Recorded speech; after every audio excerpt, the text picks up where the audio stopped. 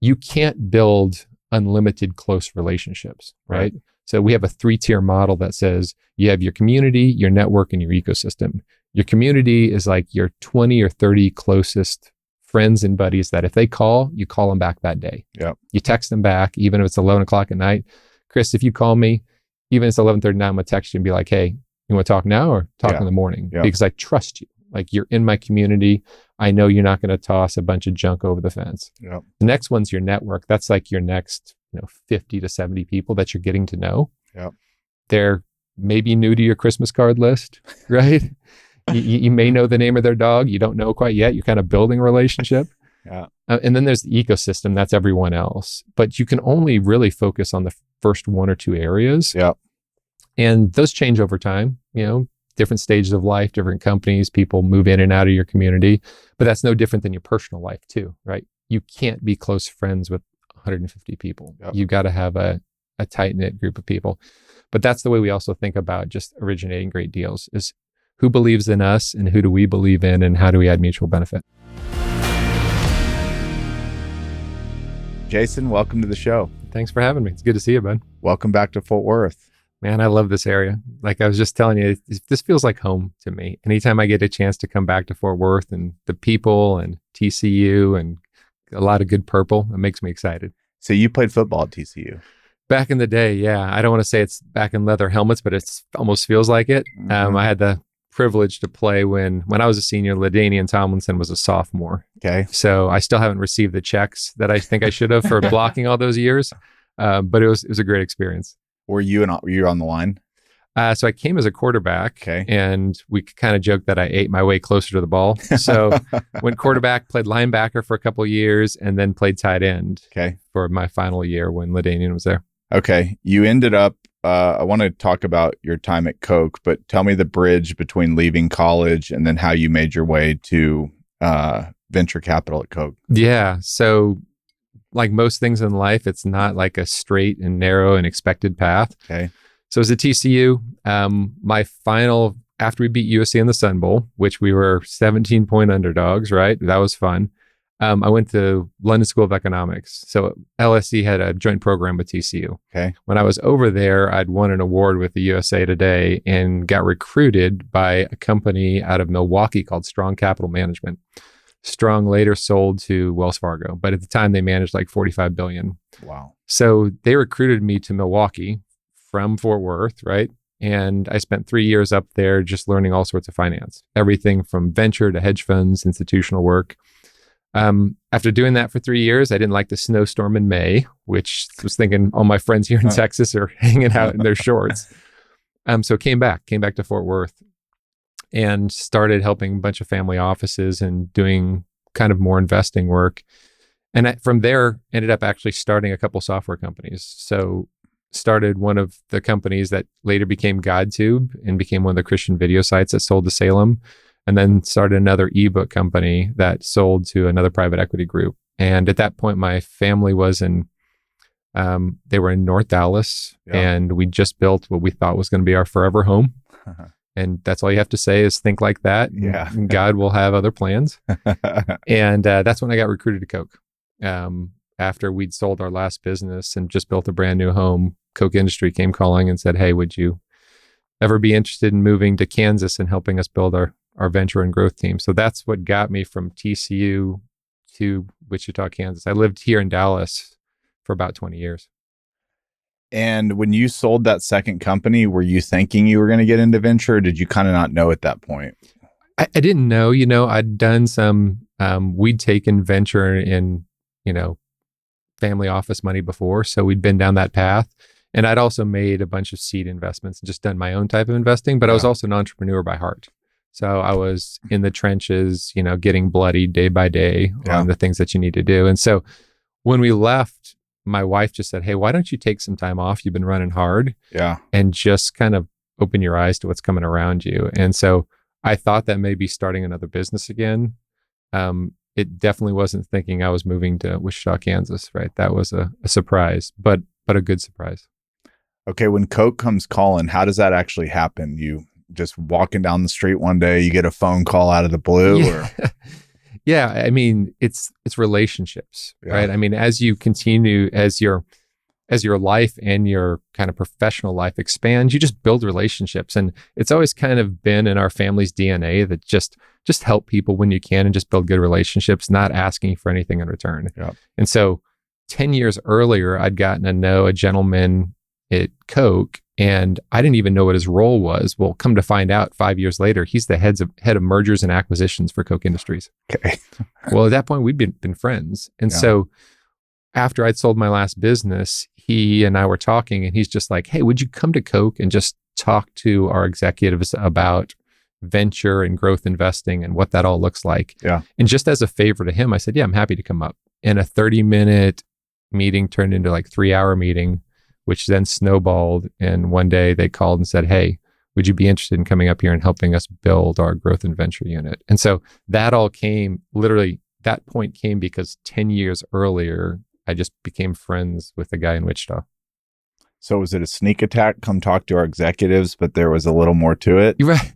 Well, honestly, I don't actually, in hindsight, I don't even think it was a sneak attack. I think it was literally them exploring, should we go build this and go do this? Yeah. And they were just, Koch's very thoughtful, right? So they're gathering information and talking to people in the industry. And I think I was just one of those people they were talking to just say like, well, who should we talk to in the VC world? And how do you go originate best deals? And how do you think of mental models and frameworks? And, and just from there, it just happened to be that I knew some people, and my wife was from Wichita, Kansas. Oh, really? That was her home. And so a lot of those stars aligned to allow me to come up. Okay. Before we talk about Koch real quick, was there anything from the venture partners that you had in the two businesses that you ran that you loved, and where there's anything that you didn't love about the venture partners that you had that kind of gave you more framework to how to think about this? Yeah. I mean, the good thing about being an entrepreneur and running a business is you get to be on the other side of the table. Yeah. Right. So you get to learn the things that you like and the things that you dislike.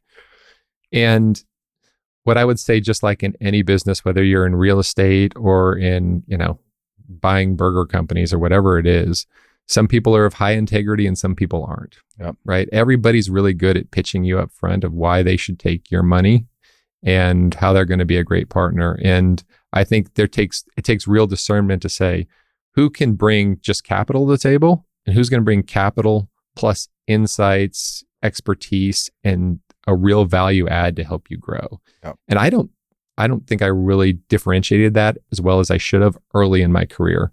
As I've gotten older, I've started to realize like who's the person sitting across the table from me, and how accountable and responsible are they going to be once I take this money? Because as soon as you take money, right, you have a new partner. Yep. And that's not a partner for like a year, right? We often say these are Christmas card trading partners, right? Like you're going to have many Christmases together where you get to see their family and they see yours, and like you've got to really like to spend time with them. Yep. And, fortunately, I've had more good ones than bad, but there have been some bad ones along the way that just didn't hold up their end of the bargain, right? On what they said they would do. Yeah. Okay. You get to, well, real quick, what's an example of we will promise you this and then we don't do it? Yeah. So in one of our businesses, one of the board members talked about, hey, we're going to give you, autonomy to make big decisions. And if you need to change direction on something, you have our support. That sounded great on paper, right? Until something actually hit the fan. And I went in there and one of the board members is like, no, we're going to do this our way. Yeah. And that became a real dogfight in the room, knowing you have a person that's not operating your business, not making decisions on a day-to-day basis, wanting to go a direction that is not right. Yeah. And at the end of the day, who's going to be responsible for it? I am. Yeah. Because when something goes wrong, the first thing they do is they go to the CEO and the people in the business. They don't go to the board members and be like, I can't believe you let them do this. Yeah. And so those are the decisions and the partnerships that you really have to think about long-term is, do you feel comfortable calling this guy on a Saturday afternoon and talking through something? And will he or she really be that sounding board and partner that you need them to be? Because every deck you see, right, on any business you see always goes up and to the right. Yeah. Not even like a blip. There's not a blip, right? It's just up and to the right. But that's not business. Business is a zigzag line that you hope goes up and to the right over time. Yeah. but there's highs and there's lows, and there's going to be all sorts of problems. And that's how business actually works. And so choosing the right people in your corner, or as Jim Collins would say, putting the right people on the bus is really important. Okay, so Koch comes running, or comes knocking, sorry, and you decide this is going to be a huge opportunity. What was the opportunity?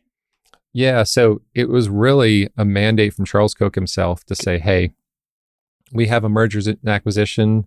We have a huge treasury arm where we have a lot of capital. What's a treasury arm? So Koch Industries is a number of operating businesses, right? Yeah.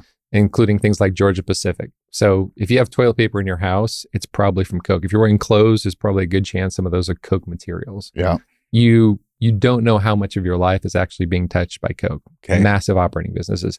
Those kick off a lot of cash. Yeah. So much cash that they can't even pour them all back into their businesses, right? Yeah. So they're like, we need to create instead of just buying big businesses, we need to go invest in the next generation of businesses. So that was the opportunity, is to say anywhere from a $5 million check to $500 million check, we should go invest in the next generation of businesses. So I was basically one of the founding members of that from the ground floor. Myself and Chase Koch, Charles's son, had a chance to build this. And, Charles's first mandate, I remember sitting at his kitchen table and asking him, like, what kind of companies are you thinking about, or how should we invest? And he just said something like, I just want to invest in the best companies at any stage in any type of industry. And I remember walking out of there thinking, we're screwed. Like, I have no idea how to do that. Yeah. Like, how do you just get any company at any stage anywhere? Fortunately, with Chase's help and some other great executives, we were able to put together a framework of how do we think about the type of companies we want to go after. Yeah. And that really kicked us off, where we started with two of us, and kind of over a period of, like, say 6-7 years, we built a team of 15, 20 investment professionals and put a little over $3 billion to work at the time. Okay, let's talk about how you built the framework. Like, did you just say, let's go on a retreat, we'll get some paper up and we'll start nailing it down? Like, how do you actually build a framework from scratch? Yeah. When money is really not the thing that's the limiting factor. Yeah, I think there's a couple of things here. So you'll hear me say a lot of times in any business, or even in my family life, everything's built around principles and frameworks, decision-making frameworks. And so what we had to do here was, before we went and pinned a bunch of things on the wall, we just went out there and had conversations with some of the best people in the industry, right? So one of our first meetings, we sat down with Mark Andreessen and Ben Horowitz and said, how'd you build Andreessen Horowitz? And we did that with a number of great people who have built incredible investing arms. And so we just said, what are your learnings? Like, what are the things that you would say if you're building this from scratch again? And once again, this is a benefit because you're Koch, right? Yeah. When you have unlimited capital, people are like, sure, come in. We'd love to tell you how we did this. So it was a real benefit that we got to go talk to some of the very best. And then once you kind of get these, not only best practices, but then also, hey, here are the things to watch out for, you then have to bring them back and compare that to your vision and values. And right, so the three things that I always tell people is, like, you need to have aligned vision and values to do something, right? You need to build out complementary capabilities. So your team needs to be, you don't need two Jasons. You need a Jason and a Chris, and people that complement each other with the skill sets. And then you have to build aligned incentives. Yep. So we've all got to march together and succeed together or fail together. When any of those are off, different visions or values, you don't have complementary skill sets, or you don't align your incentives, something's going to go awry. Yep. Even when all of those are aligned, it's still really hard to build a good business, Yep. but it gives you a much better chance, a much better opportunity. And so that was kind of the process we took, was like, go out, learn from the best, reflect on like what's important, and put our vision and values and build out that framework. And then you can start actually making investments. How long did that take? It's a good question. I don't remember exactly. I want to say we were probably over a year and a half in before we made our first investment. Yeah. And some of that had to do with just building out the right teammates. Yeah. And also building the origination framework, right? Like, at the end of the day, if it's a really good company, especially at a later stage, everybody sees it. So what gives me the benefit of investing in it over any other great investor out there? Yep.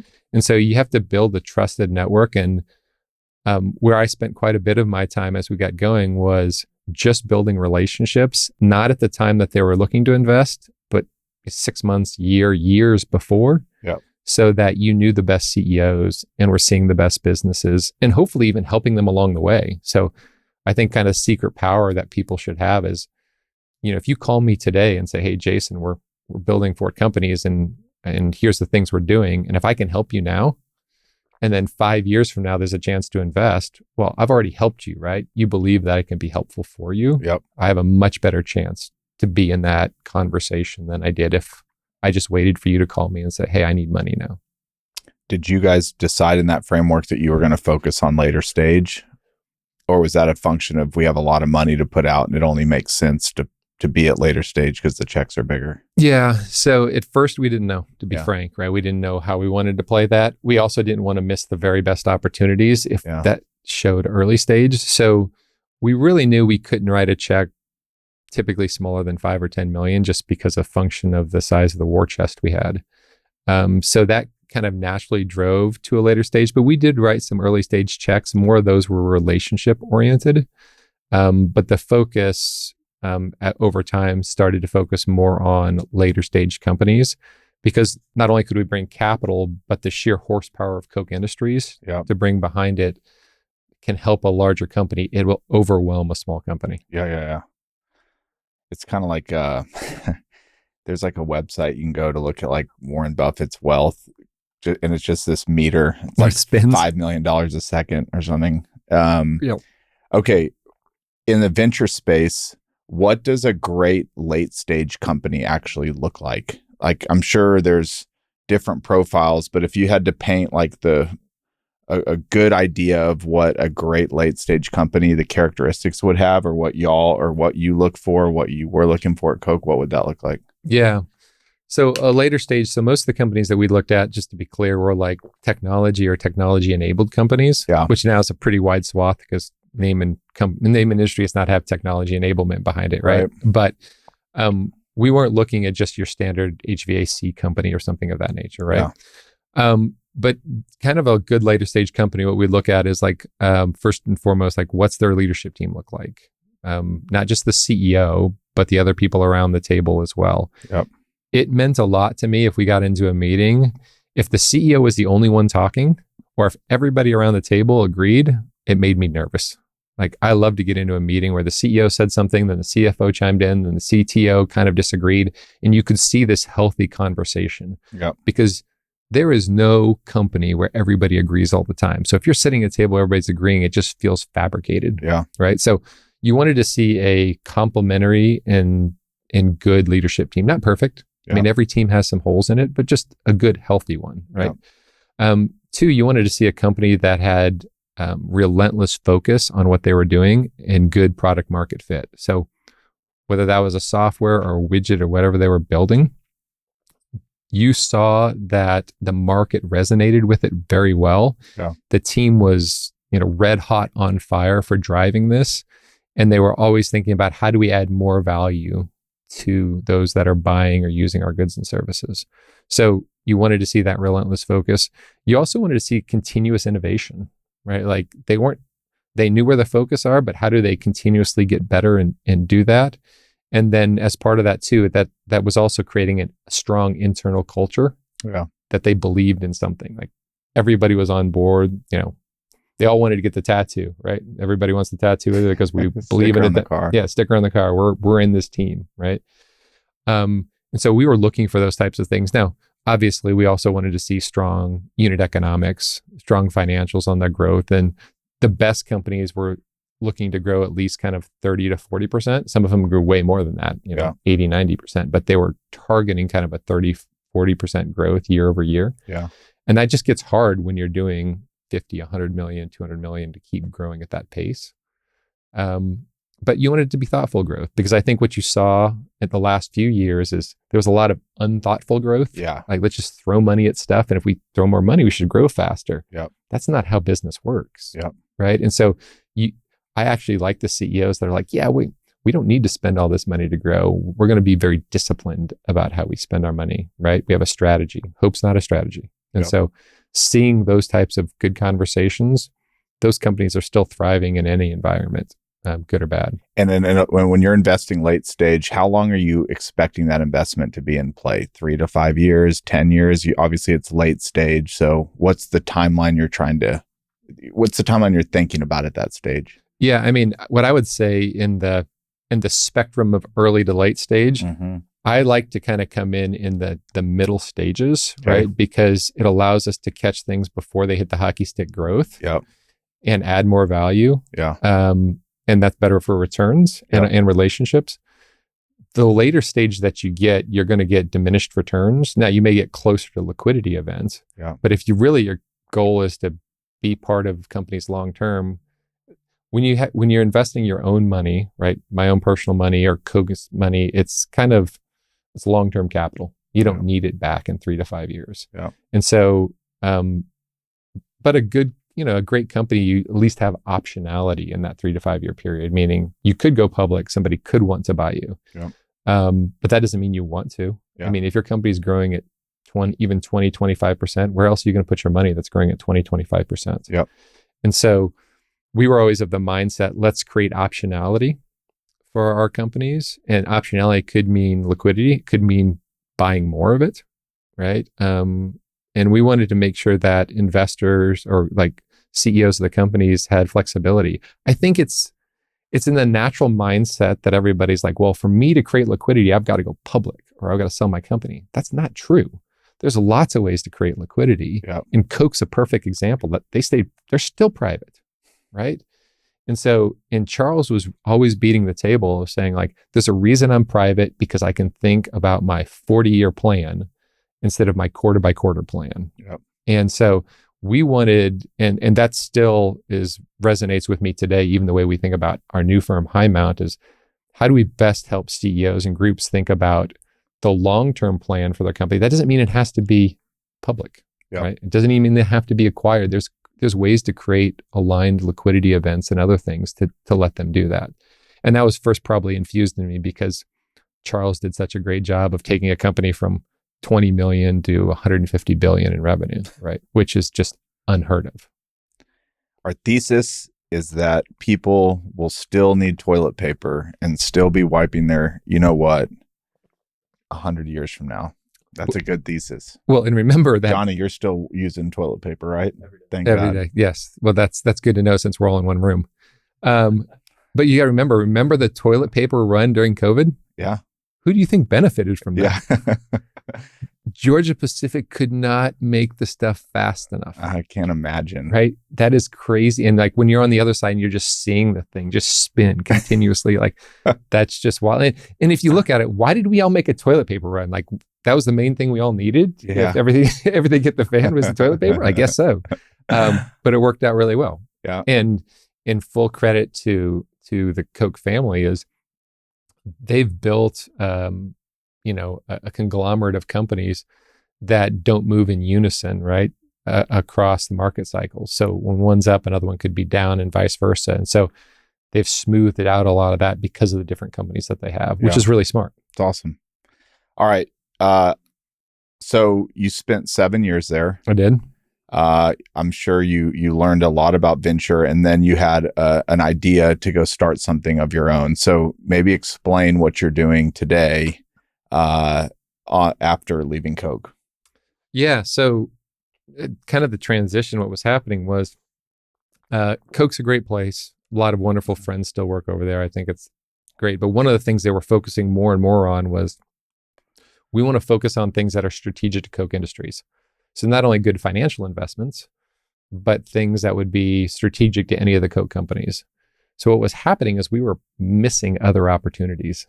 We were missing some other really big opportunities because they just didn't have a strategic element that were to Koch. Yep. My focus primarily was doing a lot of the software-oriented deals and those types of companies. And so most of the key deals that I thought were really interesting were the ones that were not getting done at Koch anymore. So as we saw that over time, and I saw more and more of those, I was like, these are deals that I would love to do. Yep. And so as that continued to happen, I was like, what if we just did this ourselves? Like we've built this amazing origination engine Yep. from some of the top, VCs and investors and entrepreneurs around the country that want to bring us deals, but I keep saying no to deals, right, that I want to do. And so basically, as that continued to happen, we had a couple families that we'd gotten to know that had said, hey, if you ever break off on your own, just let us know. And so when I finally said, hey, I'm going to break off, and I left, I spoke to a couple families and they said, we want to be part of this. We've seen what you guys have done before and want to be part of that. And one of them was the Green family who founded Hobby Lobby. Okay.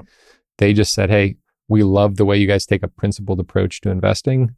We'd like to help anchor your firm and get you guys off the ground. And really the thesis of our firm, Highmount Capital, is like, we're not focusing on the early stage companies and we're not focusing on the very late stage pre-IPO. We're really focusing on those middle, so growth stage to kind of early private equity stage companies. So companies that are doing at least 10 to 20 million in revenue, anything to companies that could be doing hundreds of millions in revenue is really kind of our sweet spot. Do you consider it venture capital or do you call it something different? We consider it more kind of growth equity. Some people call us early private equity. Okay. And so we're a little bit of a hybrid in that space. We're not really the venture guys. Yeah. Although we work really closely and have a lot of friends in the venture space because those are the companies we're watching grow. Yeah. We want to build those relationships early to see them at the stage that we are. So we started the company with myself, my investing partner, David Hawkins, who's in New York City. And he comes from Gladebrook and Providence and has a background. He was an early investor in Alibaba and Airbnb and things like that. And then our COO, general counsel, was at Koch Industries. And he was there, we call him the old man, the wise old man, because he was there basically helping Koch build their family office and all the early infrastructure at Koch. So that's kind of our three executives that started here. And then we have a brilliant younger guy that kind of comes from Silver Lake and SoftBank and stuff that's working with us as well. It's awesome. Yeah, we're blessed. I think the answer is relationships, but you've said it twice. You've said we've built a great origination engine. Mm-hmm. How did you build a great origination engine? A good origination engine starts just by a lot of time and effort, right? And just truly caring. I learned some of this from Brad Feld. Okay. And when I was a young, dumb entrepreneur, for no good reason whatsoever, Brad Feld wrapped his arms around me and just said, here, let me pour into you. Yeah. And the more I got to know, I was like, he wasn't even invested like financially in me at the time. And he was just giving back, right? He was just saying, I'm investing in you because I see something and I want to be part of that. And that kind of give first mentality, because I experienced it so well from Brad and Steve Case and other ones, I realized that's something I needed to have in my DNA too, is saying like, how do I just go build great relationships? And there'll be dinners that I'm not even sure why I'm going to that dinner, but I should show up. Yeah. Right. And so over time, what happens is you get to know people who are starting cereal companies and real estate companies and inline skate companies and like all this random stuff. And you're like, well, what am I supposed to do with this? But what happens is you get to know somebody that starts a cereal company and then like, hey, we also know the guys that started the milk company. Yeah. Right. And like all these things start to fit together. And that doesn't mean I'm going to financially benefit, but when you get the cereal people and the milk people together, something special happens, right? Yep. Or you get the guys that have a vision for a big tower in downtown Fort Worth and the people who can actually build it in the same room, something special happens. And so that's really how we started building our origination network. And like I said, we actually have a mental model and framework for this too, meaning you can't build unlimited close relationships, right? So we have a 3-tier model that says you have your community, your network, and your ecosystem. Your community is like your 20 or 30 closest friends and buddies that if they call, you call them back that day. Yep. You text them back, even if it's 11 o'clock at night. Chris, if you call me, even if it's 11:30 at night, I'm going to text you and be like, hey, you want to talk now or talk in the morning? Because I trust you. Like you're in my community. I know you're not going to toss a bunch of junk over the fence. Yep. The next one's your network. That's like your next 50 to 70 people that you're getting to know. Yep. They're maybe new to your Christmas card list, right? you may know the name of their dog. You don't know quite yet. You're kind of building a relationship. Yeah. And then there's the ecosystem. That's everyone else. But you can only really focus on the first 1 or 2 areas. Yeah. And those change over time. different stages of life, different companies, people move in and out of your community, but that's no different than your personal life too, right? You can't be close friends with 150 people. Yep. You got to have a tight-knit group of people. But that's the way we also think about just originating great deals is who believes in us and who do we believe in and how do we add mutual benefit? Yep. Yeah, as you were talking, you'll probably resonate with this, but there's periods of my life or periods of my calendar or year when if you actually looked at all the meetings I'm taking and things I'm doing, there wouldn't be like a through line through it. It kind of looks all over. And somebody was like, you're kind of like always mining for gold. You don't really know when you're ever going to find it. You're That's not right. necessarily looking for it, but you're kind of collecting pieces along the way. And it's not until hindsight that you're like, oh, this is why Right. I did that thing. Yeah. And it's always hard to explain to your spouse, right? Well, it's like Capital Camp where we met. People are like, why do you go to Capital Camp every year? I'm not going to raise capital. I don't have a deck. I'm not going around. No. I'm kind of just going serendipitously, and we wouldn't know. We wouldn't be sitting here had we not met 3 years ago. But it's every time I've gone, I've left with like 3 or 4 things. But when I'm explaining to people why I'm going, I never have this great answer other than it's really fun. You meet super interesting people. There's great talks. That's right. It's all these great things you want, but there's not like, they're like, well, do you have an ask while you're there? It's like, no. Maybe in 20 years, something will happen from it, or maybe not. But I think that's part of the power of it. When you go into relationships without an ask, yep. right? You're just there to really learn and ask other people questions. Then you're not pushing your agenda, Right. right? It's opening new doors for you. Right. And that door may not actually be something you walk through for 10 or 20 years, which is how I got to Koch, right? But it also could be something that either helps you now or even helps somebody else in your network. Yep. And I can't tell you how many times I've walked out of a capital camp or something where, 3 or 5 great relationships, but one of those relationships I've tied to somebody else in my network to be like, you absolutely have to know this person. Yep. And I got a call yesterday from somebody I met at capital camp, right? That I met 2 years ago and we just became friends, right? And so it's just one of those things that I think it's actually healthy. And we talk about it in our firm right now is, if you have that gut instinct that you should go to an event, but you're not exactly sure why, just go. Yep. Just go and you'll figure it out when you get there. I totally agree. I'm on that camp. And to people that don't think that way, they think that is the most foreign concept ever. Yeah. Well, the island of misfit toys over here. For trying sure. to fit that, right? All right. You're going after companies that are at an inflection point, and I'm excited to talk about this next thing. So the first deal you did, is you went and you bought the world famous DudePerfect. I wouldn't say you bought the whole thing. You can describe what you did, but your first big investment was in a company called DudePerfect, That's one right. of the fastest growing media brands in the country. Yeah. They were at an inflection. So maybe before we talk about DudePerfect, in your mind, what is happening in a business right before the hockey stick begins to happen? How do you know it could be right at that spot? Yeah. So it's kind of a bespoke answer, right? Based on the opportunity that it's different by company for company. But in this situation, the dudes had been building this business for 15 years, right? Yeah. Maybe people are like, it's an overnight success. I love how you call them the dudes too, by the way. It's the dudes. That's what you're going to hear the rest of the time. They're the dudes, right? The dudes. But they'd been doing this for 15 years, right? Yeah. And they'd gotten to this point where they realized the opportunities that were incoming with the Walmarts and Amazons were just too much. Yeah. The opportunities were too big for the team that they'd built. And remember, the DudePerfect was completely bootstrapped. They'd never raised capital. They'd just built this from 5 guys at A&M to, nearly 100 million subscribers on their social and YouTube. Which is more than every single national organization's YouTube combined. NBA, MLB. Yes. Yeah. They're bigger than all the major sports teams, right? Combined. They're massive, right? And these are from 5 guys starting trick shots. Yep. Right. And so we got to know them. Once again, this is another story of we got to know them because we had a friend that was an advisor to them. And there were a couple really large private equity groups stepping in to saying that they either wanted to buy them or invest. And they said, would you guys mind talking to the dudes and just giving them advice, like helping them unthink and unpack the way that they're thinking about this? We said, yeah, we're happy to take a call. I'm thinking more than anything, like I get street cred with my kids, right? Because I got to talk to the dudes, right? About how they were doing this.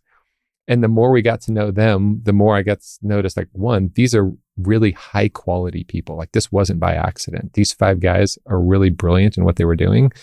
And 2, they have intellectual honesty that they need help taking this to the next level. And then we found out, but wow, look at what a great profitable business they have, and look at the upside. And so that's what started the conversation of like, yeah, we can help you with these other groups, but have you guys thought of another option on how we could structure this?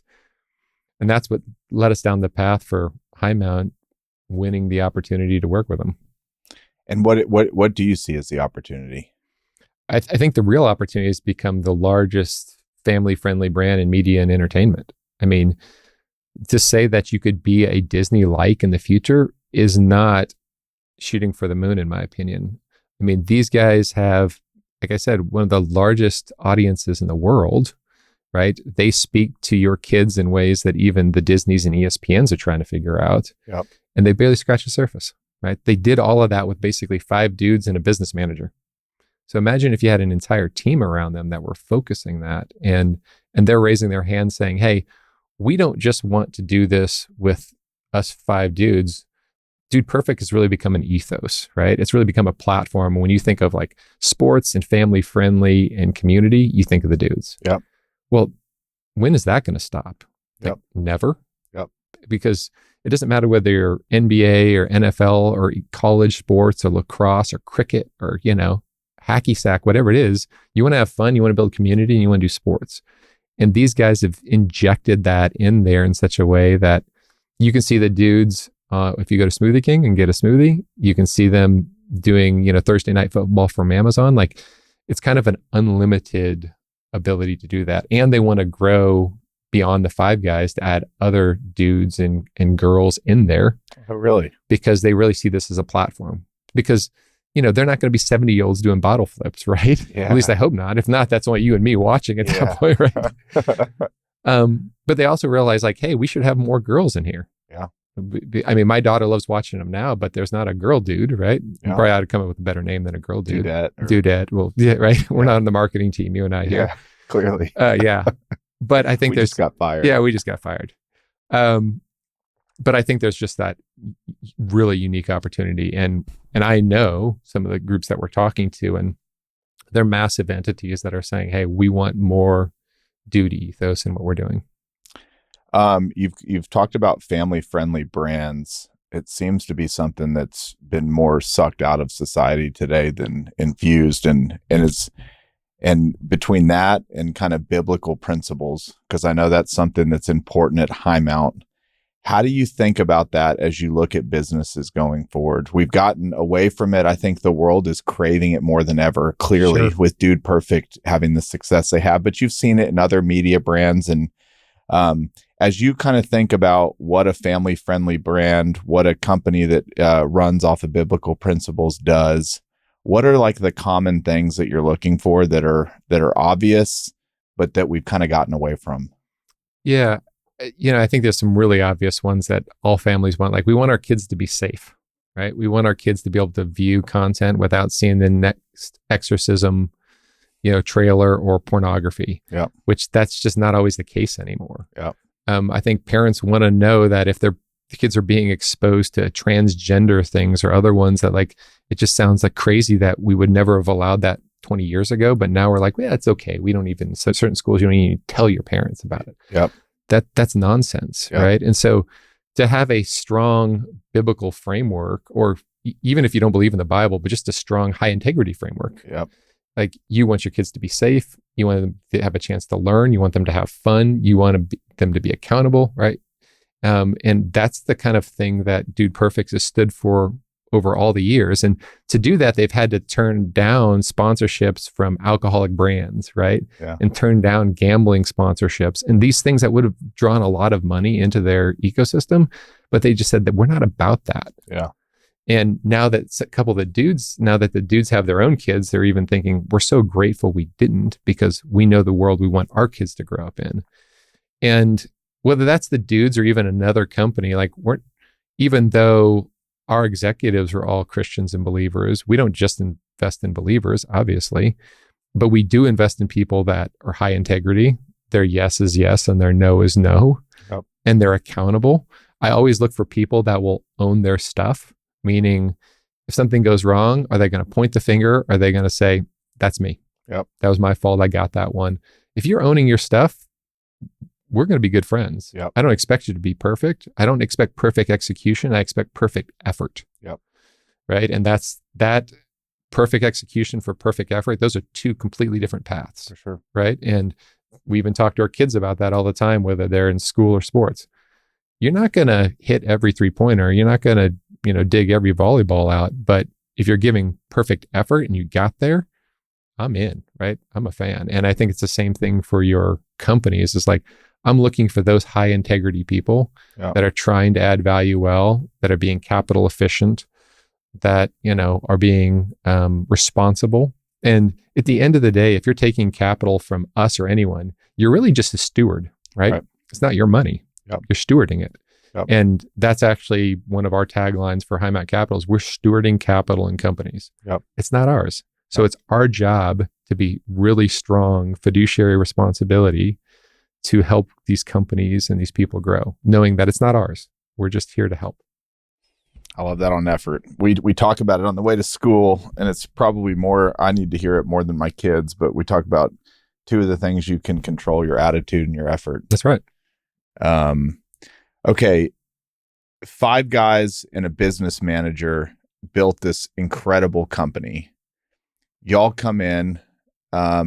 Maybe let's just talk about how you think about post-investment, your role in what is, again, we talked earlier about if your partner is going to do what they say they're going to do.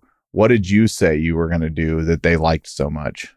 Yeah. So you mentioned it in the question is like, they didn't want an investor. They wanted a partner. Mm-hmm. Right. And we came in saying, yeah, we can put capital, but we actually want to help you build your business.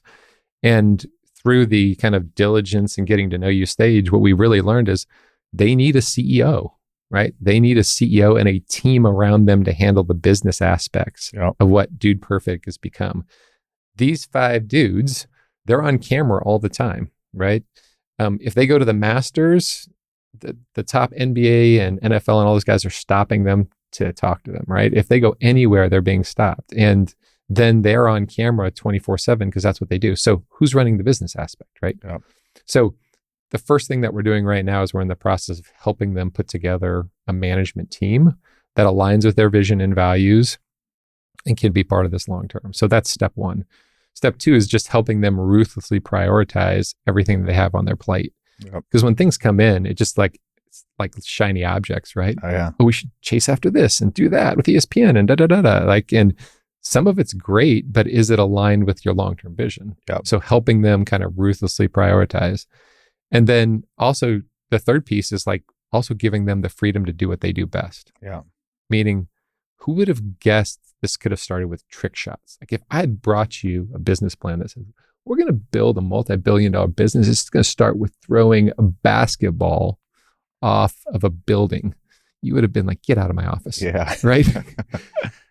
But that's what they've done. Yeah. Because it wasn't about the basketball. It was about community and fun and sports. And so you have to give that creative genius some freedom. Yep. And so we're just pouring fuel on that fire saying, if you're thinking about paying the electric bill or how you get your team to Florida for the shoot, you're not focusing on what you do best, which is being creative. Yeah. So we're like, you guys be creative and we'll get out of the way and we won't be in charge of calling them girl dudes or whatever because we suck at the marketing, right? You do that. Yeah. And so those are kind of the steps we're thinking. Build the team, help them prioritize, pour fuel on what they do best, and then get out of the way. Okay.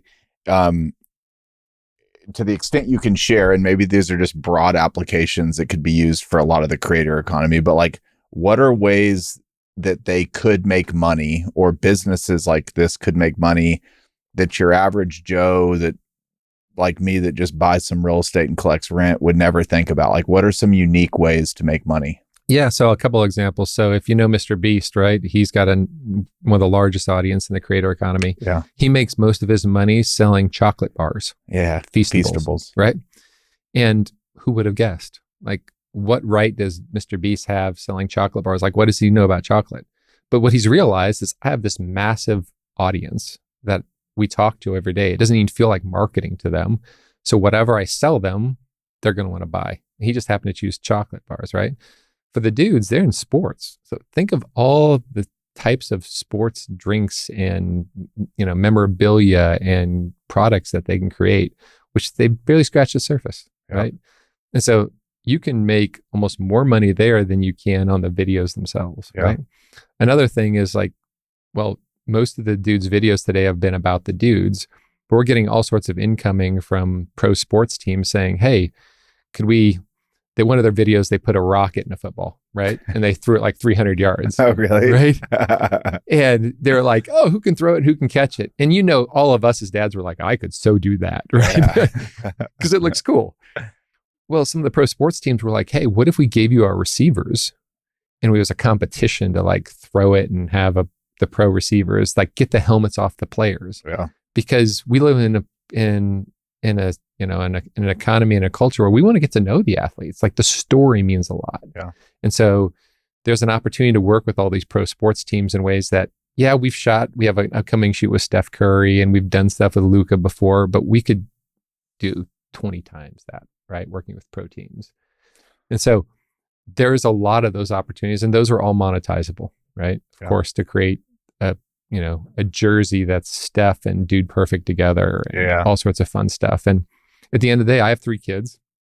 They all love DudePerfect and the next generation doesn't come in and turn on cable TV. In fact, they don't know what that is, right? They come in and they turn on YouTube or pop up YouTube or TikTok and they find the dudes. And so it's a different world than what we grew up in. And, the dudes are primed to be in that space. It's unbelievable. I don't know enough, but it appears to me just in the way they're talked about, do people actually follow the individual dude, or is just kind of like DudePerfect's the brand? And obviously these guys are famous. They've been on camera millions of times, but do the customers actually fall in love with any one of the dudes, or is it like this collective that you just more fall in love with DudePerfect?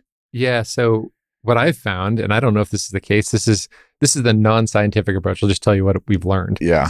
Is that all the families and kids always call them just the dudes. We love the dudes, right? Yeah. But when you start talking to them, then we'll say, well, which dude do you like? Yeah. And they're like, well, I love Tyler because he's the rage monster, right? Or I love Kobe and Corey because the twins are just funny, right? Or like they have their reasons for liking each one of them. Each one of them has each guy has his own personality, which is actually one reason I think the DudePerfect's done so well is each guy's different. Like they operate as a unit and as a team, almost like a family, but they have different skills. And when you put them in a room, I had dinner with them last night. You put them in a room, you could just film dinner and we would enjoy this. Like these guys are hysterical. Yeah. And they'll argue everything from like whether you should rehome your dog, right?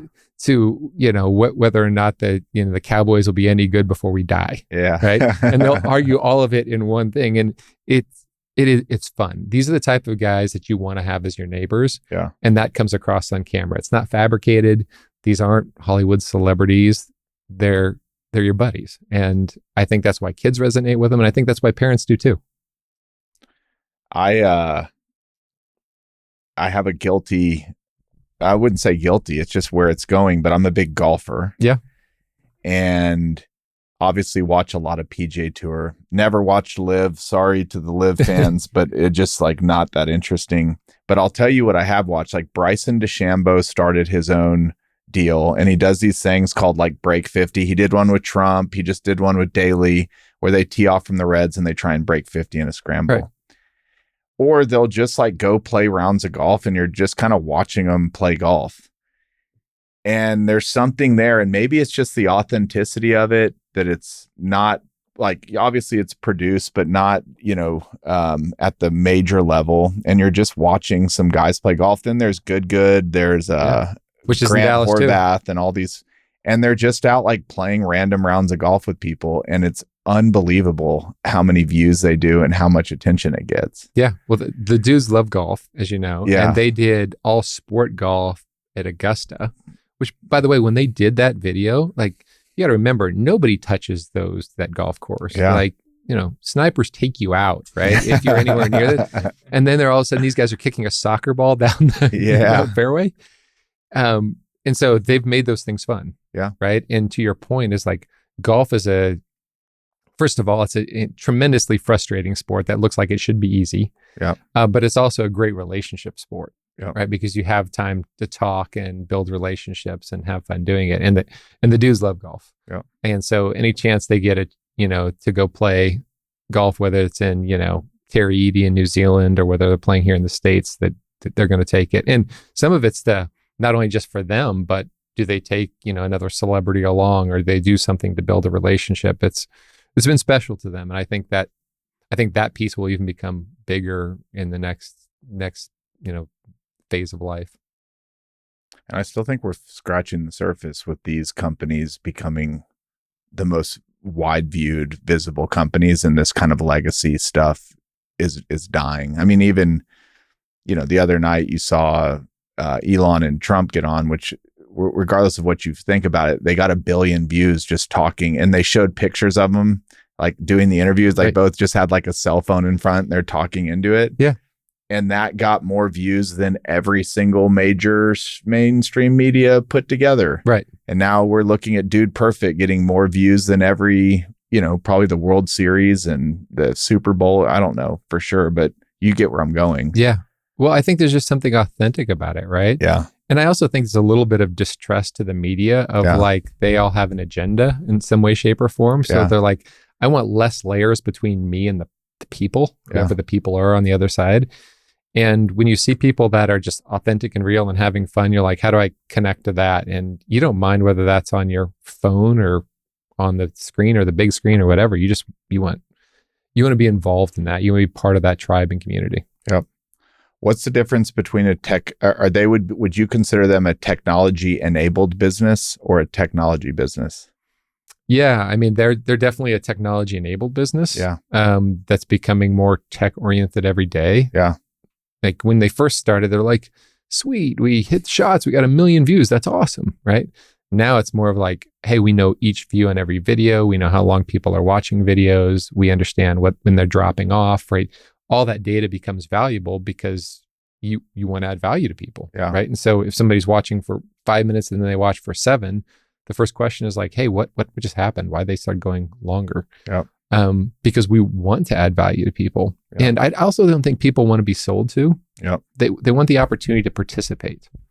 And I think the dudes do a good job of saying like, hey, this is what we do. And, these are the products and goods and services that are part of our lives. And if you want to participate, great.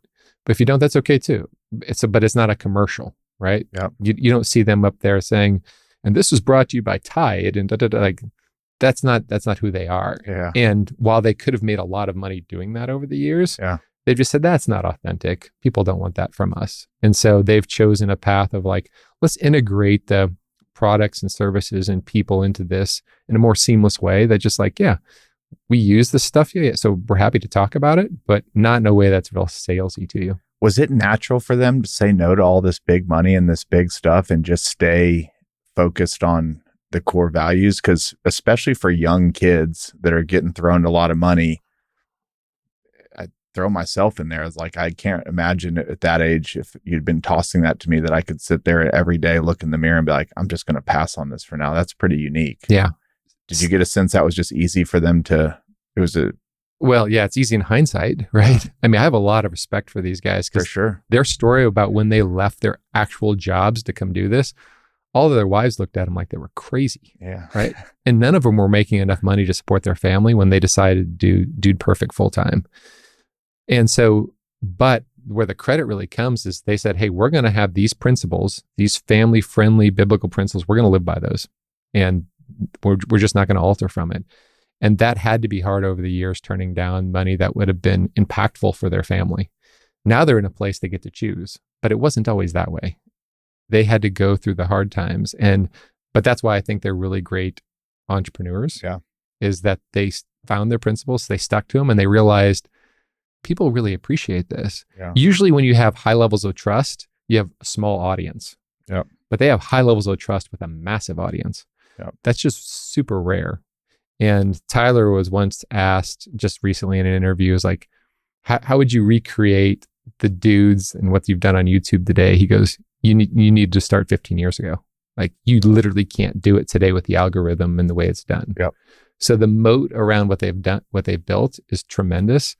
And I can't think of another brand that has really stuck by its principles the way the dudes have. Yeah. So full credit to these guys. Okay, I want to just talk about for a second the CEO search. Sure. How do you go about finding a CEO for a company like this? You know, the running joke was like, nobody's resume prepared you to be the CEO of DudePerfect, right? Yeah. Like you didn't go to school and think like, one day I'm going to run the trick shot guys. Yeah.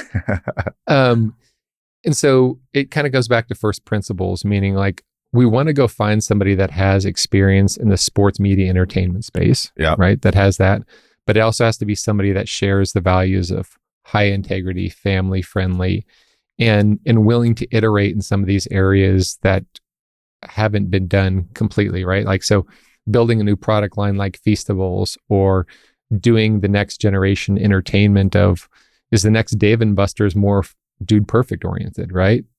Or how do we partner with the Cowboys or the Mavericks or any other sports team to do that? So this has to be somebody that has some experience in that space. So they have those connections. They have to be first principled, high integrity people.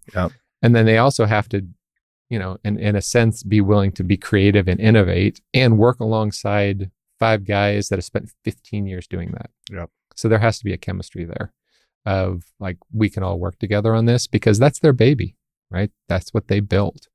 And nobody, you, me, anybody's going to step in there day one and just, nobody wise is just going to take it over. Right. They're going to come alongside and run with them.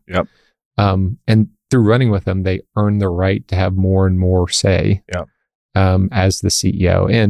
And by the way, it's no CEO is going to have all of those capabilities. They're going to spike in certain areas, and they're going to need to build a team around them that helps them in the areas they're not. And that's why I'm a big fan of when I look at a company and somebody says, well, you know, show me kind of the HR snapshot of all the roles that you need to have. And I said, well, that doesn't really mean anything to me until I know who the leader is and I know their strengths and weaknesses.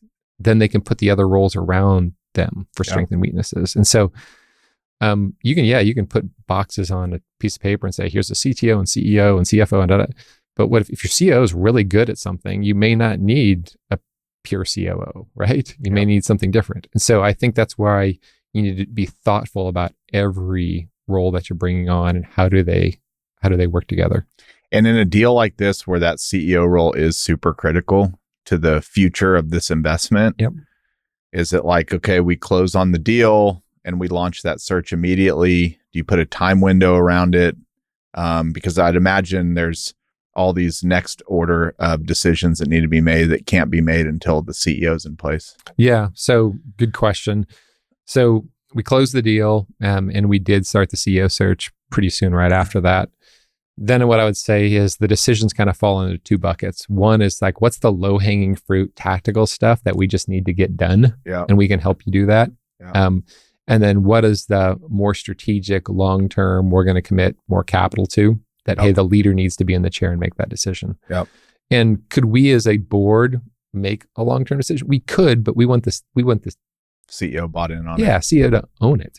And we want the team to own that decision, right? So we've teed up some of those decisions that are coming, but until the CEO sits in the chair and makes the decision for him or herself, then we're going to let them own that. Do we have an announcement yet, or we're getting close? We're getting close. Yeah. So I think we're weeks away. Awesome. Which is exciting. Okay. What else are y'all looking at? What else would fit the Highmount bucket at this point? Yeah. So, you know, what I would say is... And how are you structured? Are you a fund? Are you deal by deal? Yeah, good question. So we are a fund. So we have our fund, and we also have the flexibility to do things outside the fund, right, as well. So like DudePerfect, as an example, was outside the fund because we built a long-term hold structure around that. So that we could hold it for 10, 20, or 50 years, or we had the flexibility to potentially sell it before then if, you know, that made sense to all the owners, right? Most of the things we do are going to do inside the fund. And we also are going to create co-investment opportunities for our investors. So after being at Koch, I had a chance to see all the biggest funds in the world, whether they're the Tiger and SoftBanks or Sequoias or whatever.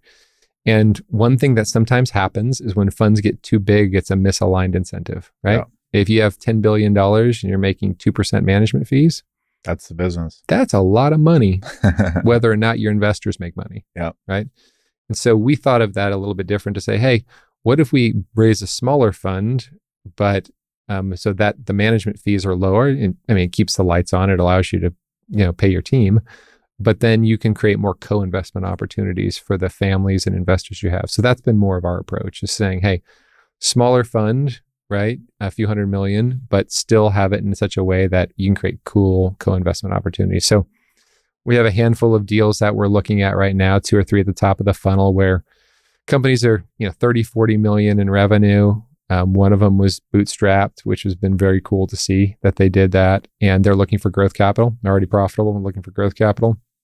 We have another company that they started the year at like a $5 to $6 million run rate. They're now at a $165 million run rate, and that's been in 7 months. So they're growing just incredibly fast. And so we're trying to unpack why, we just don't have a lot of data because it's grown so fast. Yeah. Trying to unpack, is this a blip or is this scalable? And so we're very fortunate to have some other great opportunities that we're looking at. And most of these are deals and companies we've been tracking, or executives we've been tracking for years. Right. So at any time, I would feel the best that if 75% of the deals we're looking at aren't officially raising money yet, but we're already looking at them, right? Yeah. And the other 25, maybe, we didn't know them well. So is it fair to say a good CEO of a company like this is always kind of keeping an open dialogue with potential investors because they know they're going to be raising at some point? Yeah. What I would say is that usually those CEOs, they're keeping some open dialogue, but they're typically out there just working on strategic elements for their company, right? Yeah. And we like to run into them when they're doing strategic things, right? Like talking to a big Fortune 500 or trying to get in. And so we're trying to help them do those things, whether we're investors or not. And that's how we build those relationships where they're like, oh, Jason and David and the team, they helped us in this. And so we know them. And as they grow, then we can ask the question, well, if you guys are raising capital, if you're thinking about the next stage of growth, let us know. Okay. And that really creates the flywheel effect of finding the best deals. And it used to be like, hey, all the best technology and technology-enabled deals are in Silicon Valley and New York. That's not the case anymore. There's great companies all over the country. Yeah. And, we want to work with those great entrepreneurs, whether they're in Cincinnati, Miami, or Silicon Valley. So somebody's listening to this and either they're running their own business or they know of a business that they would want you to look at. What would you say? Send me something in this box. Yeah. Look for companies that are kind of doing 10 to 20 million in revenue, right? Okay. Technology enabled businesses with good teams. Okay. And, it doesn't necessarily mean we got to be able to invest in them today, but there would be some way for us to add value to them beyond the capital. Yeah. Everybody's money's green. Yeah. So if you want that, I'm sure there's lots of great people that can just write you a check. Yeah. But you really want a team that's going to come and kind of do thoughtful diligence. We're going to ask hard questions. We're not going to be the fastest check in the room. Yeah.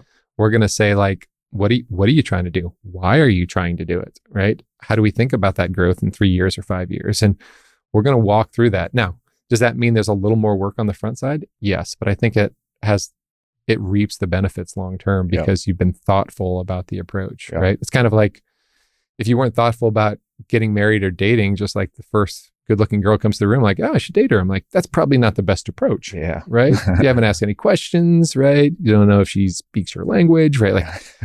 You need to ask questions. And I think it's the same thing with investing. We got lazy as an industry when there was a lot of money flowing around. Yeah. And people were writing checks in a week and they weren't doing their diligence and they were deploying their whole fund in 18 months. That doesn't work long-term. That's not thoughtful, principled investing. And, we want to be thoughtful, principled investors. And so we need to make sure that we stick to our guns in the same way the dudes stuck to their guns on their framework. All right, Jason, thank you for joining me today. No, this is great, man. Thank you. This is awesome. Good to see you.